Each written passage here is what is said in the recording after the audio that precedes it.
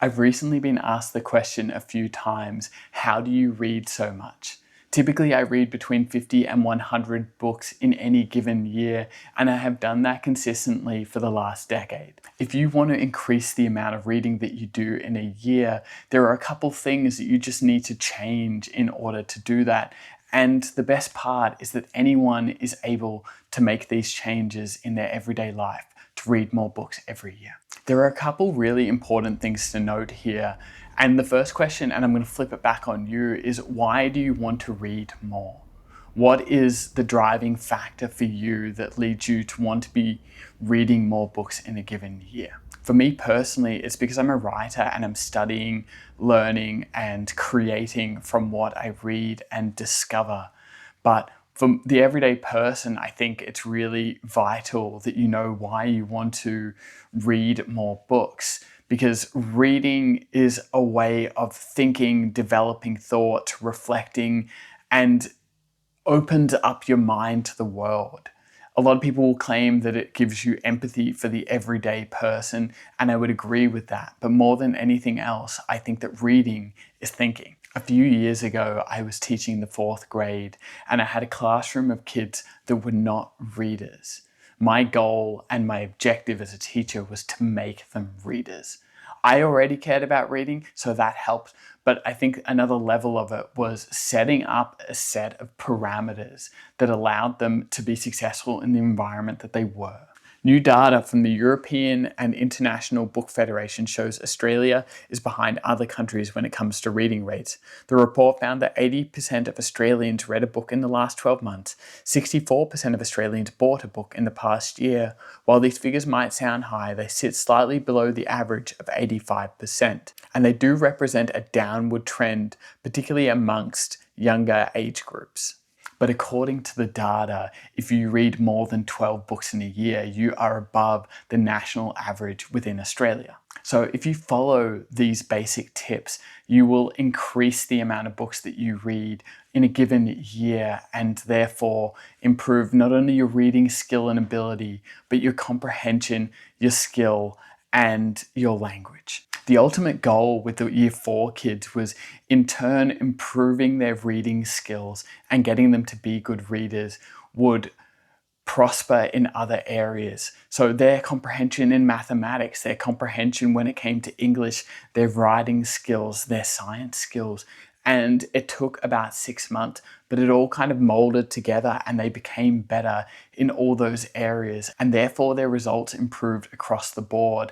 And that was the ultimate goal of making them readers. But it also improved their mindset and their ability to go through hard things and their ability to think in different, creative, and clever ways. The first tip I have for you today is book choice.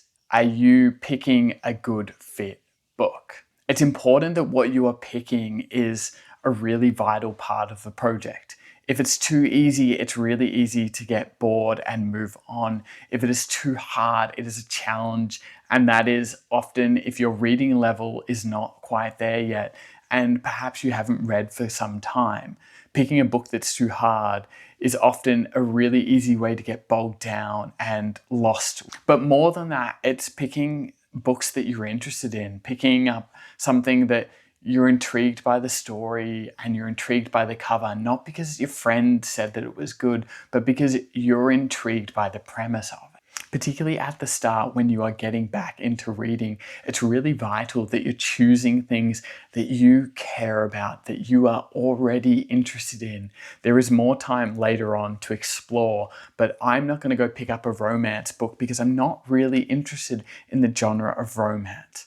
Versus Bob over there might pick up a romance book because he loves romance, and that's okay. You don't have to be interested in what Bob over there is interested in, and you don't have to be interested in what I'm interested in. There is a world full of books. There are thousands of choices that you can make, and it's important that you're choosing the things that you're actually interested in. Which leads me on to tip number 2, which is linked to tip 1, but it is the format. There are many different ways that you can consume a book in 2025. There is a soft cover, there's a hard cover, there's an ebook, there's an audio book.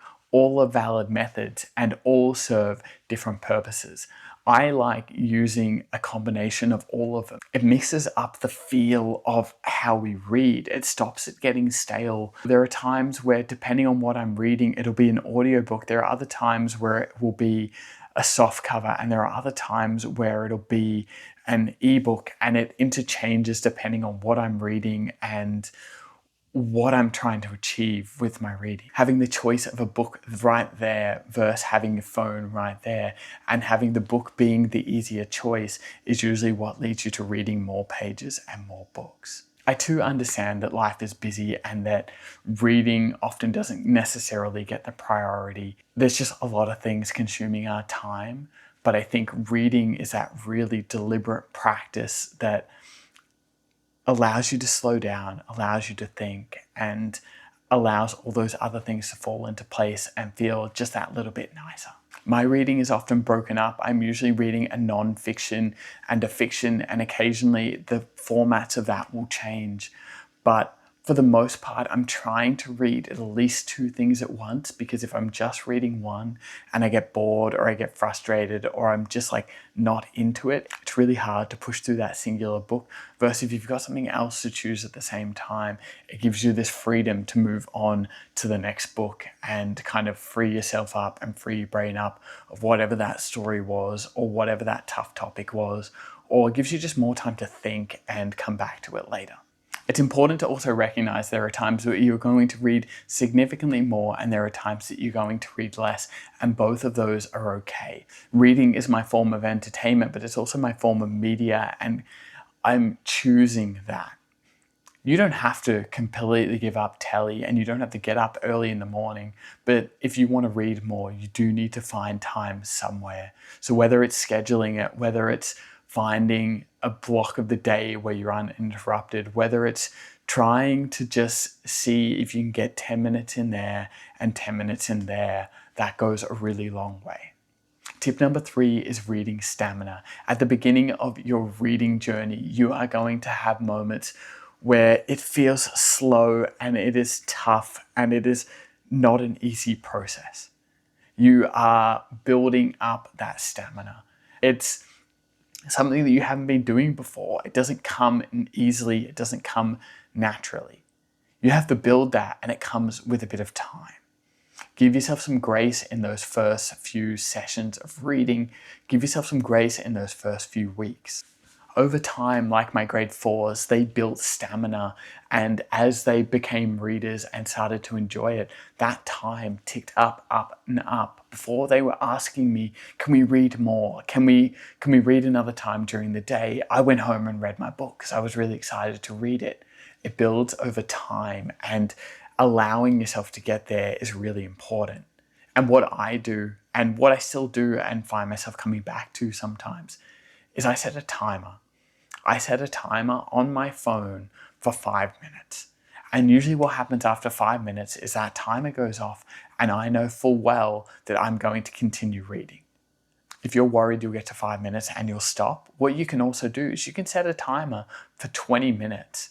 And your whole goal, your whole objective, your whole focus for the next 20 minutes is to just read. It takes off some of the pressure, knowing that there is an end time to it and knowing that the end time is decided by the timer.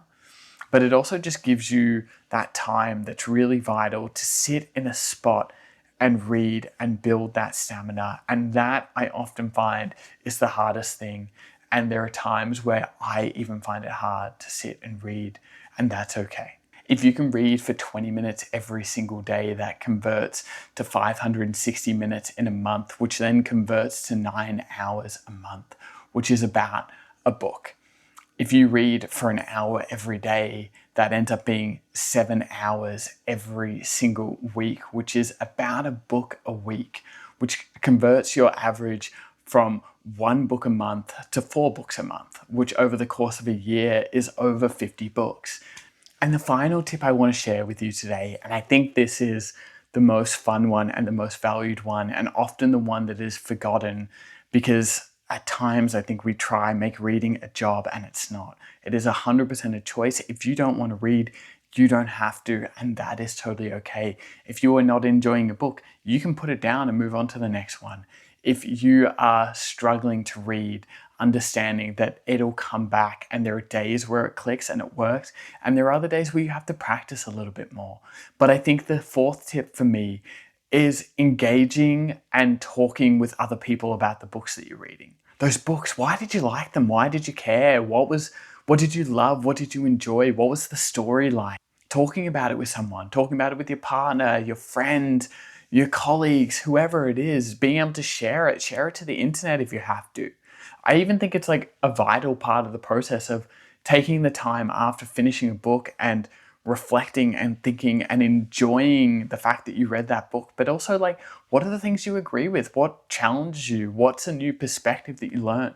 And taking the time to actually think about it. Reading is a solo act, but it's to broaden the community as well. It's to broaden your own community.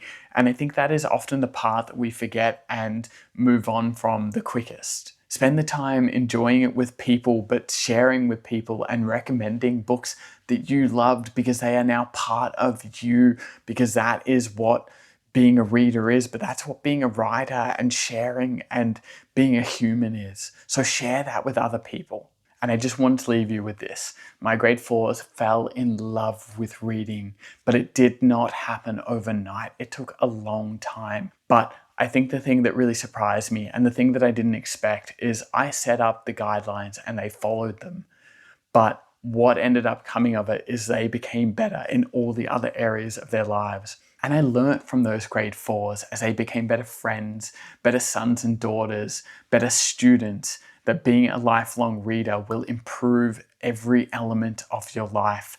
Whatever endeavor it is that you want to undertake, reading will help you along the way. And I think that is the most valuable thing I have learned when it comes to reading, that these simple little tips will help you in so many different ways along the line to be a lifelong reader and to read more books every single year.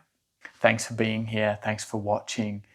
I hope you enjoy your reading. Let me know what your tips are in the comments, because I know that there's a very broad range of them. Let me know what your thoughts are in the comments, and I will see you back here next week.